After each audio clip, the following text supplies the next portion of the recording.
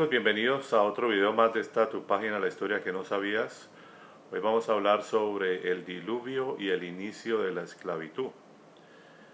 Ya todos hemos escuchado esta historia sobre el diluvio, ya después de que pasa esto de los gigantes, que se daña la genética en la tierra y que empiezan todos estos conflictos entre los seres humanos, donde estos gigantes prácticamente no se podían abastecer, empiezan básicamente a destruir y a arrasar con todo, y entonces se arma un caos. Y todo esto pues obviamente podríamos decir que todo esto es porque todo inició mal, porque no se hicieron las cosas realmente bien. Si es que pudiéramos decir que todo esto es cierto, no se comienza al ser humano estableciéndolo bajo una eternidad, o sea, en el hecho de no colocar un árbol del bien y del mal y nada de eso, sino que si se hubiera hecho todo bien desde un principio, no se hubiera presentado todo esto.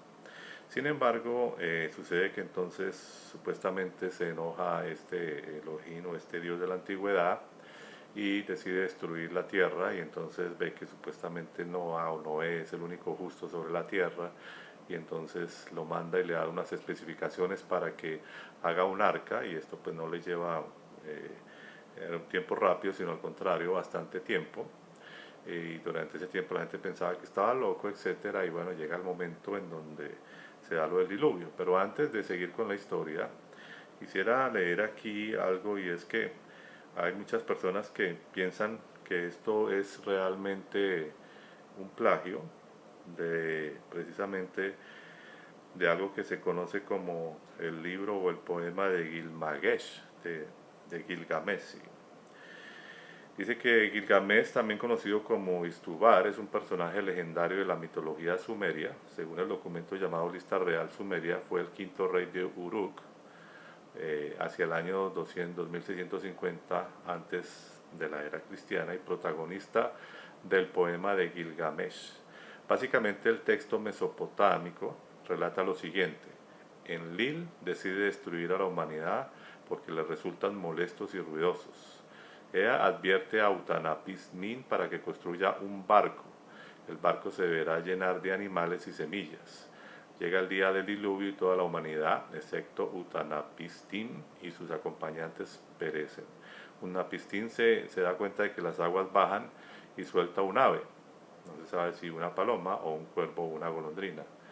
Con una insólita sincronicidad con el relato bíblico, el arca de Gilgamesh sufre las lluvias que inundarán la tierra hasta quedar varada en un Ararat iraquí. A una distancia de 14 leguas apareció una montaña y la barca embarcó allí, quedó atrapada en la montaña de Nisir inmóvil. Entonces aquí en esta historia vemos que posiblemente, si esta es la cultura sumeria es más antigua que todos estos relatos, pareciera ser que posiblemente aquí hay un plagio. Es muy factible que haya un plagio, por eso siempre yo hago énfasis en si estas historias son verdaderas o si sencillamente han manipulado al ser humano a través de las diferentes culturas.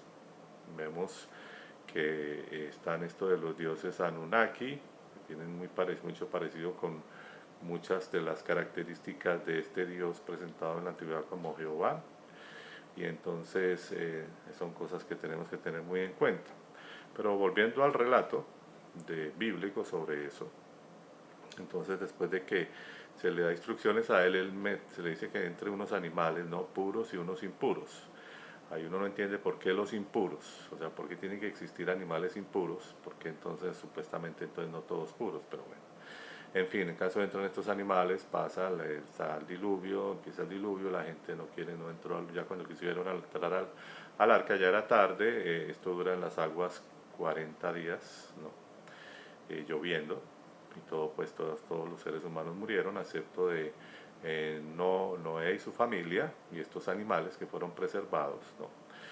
Después de 40 días, dice Génesis 8, que entonces este Dios se acordó de Noé, o sea, se acordó, se le había olvidado según pareciera, y entonces decide terminarlo todo, y ahí termina la cuestión. Él envía una paloma, y eh, entonces ya pues llega a la tierra y se le dice que se multiplique, etcétera. Pero curiosamente lo primero que hace en Noah es hacer un sacrificio otra vez para estos dioses, para estas entidades. Tenían metido en la cabeza siempre hacer sacrificios, volver a derramar sangre, matar un animal para una ofrenda para este dios. Y uno no entiende qué era lo que tenían en la cabeza estas personas de la antigüedad, si es que todo esto es cierto, que siempre tenían que ser un ritualismo de sacrificar animales para estas entidades. Y entonces lo primero que hace Noah es eso es lo primero que hace. Después entonces pasa un tiempo y se empiezan a organizar, se supone que se les da una promesa a ellos y un pacto para ellos. Pero aquí uno se detiene y uno piensa y dice, pero a ver, ¿qué sentido tiene volver a comenzar algo si sabemos que ellos siguen estando bajo la mentalidad de lo bueno y de lo malo? O sea, no hay un cambio de mentalidad, no hay un cambio porque están metidos bajo ese mismo concepto de lo bueno y de lo malo, ¿no? Lo que yo siempre he llamado como la Matrix. Entonces, ¿qué sentido tiene matar una cantidad de personas, dejar una familia, decirles otra vez que comiencen para multiplicarse para saber que igualmente iban a seguir mal, para que igualmente iban a suceder cosas? Entonces vemos Génesis 9, en donde llega un momento en que, bueno, se dice que Noah era agricultor y ese día termina su labor, etcétera, y se emborracha, empieza a beber vino, se emborracha, queda dormido, y uno de sus hijos, Canaán, lo ve desnudo y se burla de él. Sus otros hermanos lo cubren, etcétera, y al otro día Noah se da cuenta de que precisamente Canaán lo había visto desnudo.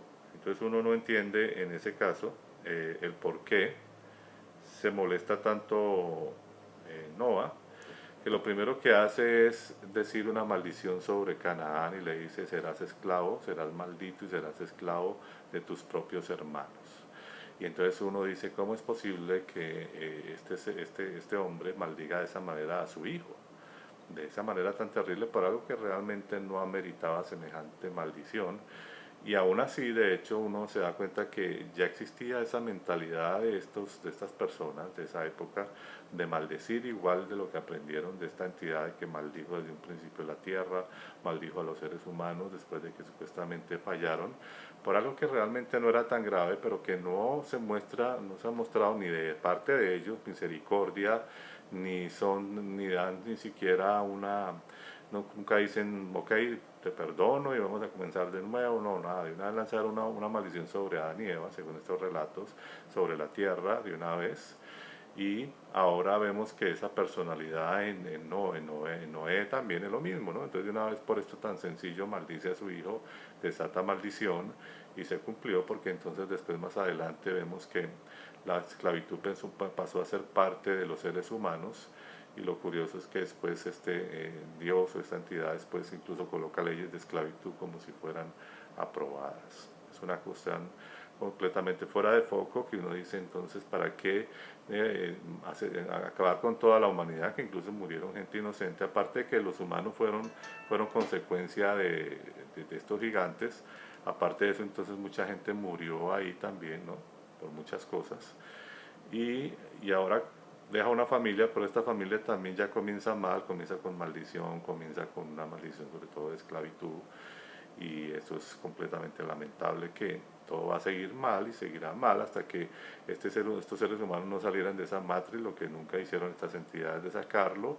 Y entonces vemos que sencillamente lo que aquí hay es una manipulación de frente, en donde básicamente se necesita que el ser humano siempre esté fallando para tener una justificación para hacerle sacrificios de animales, para hacer una cantidad de cosas y para esclavizar. En cierta forma, esto de la esclavitud, que ha sido histórico en nuestra raza, en la humanidad, pues es obviamente un grado es eso, es una maldición, es degradar al ser humano hasta lo más mínimo para hacerlo sentir inferior. Y aquí vemos realmente que la psicología de estas personas, como incluso Noé, pues obviamente no es nada bueno, porque realmente lo único que hizo fue desatar una maldición. No vemos realmente ni padres misericordiosos, no vemos aquí absolutamente nada, como igual no lo vemos tampoco desde que comenzó todo esto con estos supuestos creadores. Entonces, pues todas estas historias lamentablemente no son que sean historias muy buenas.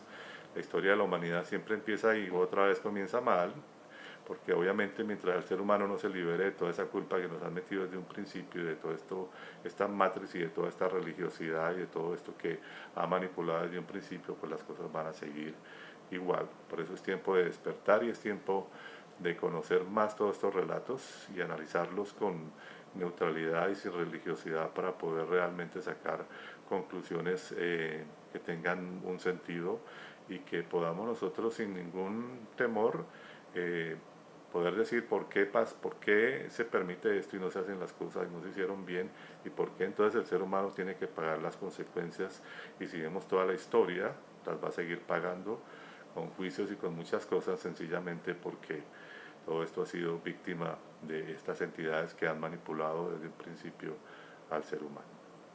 Esta es la historia del diluvio.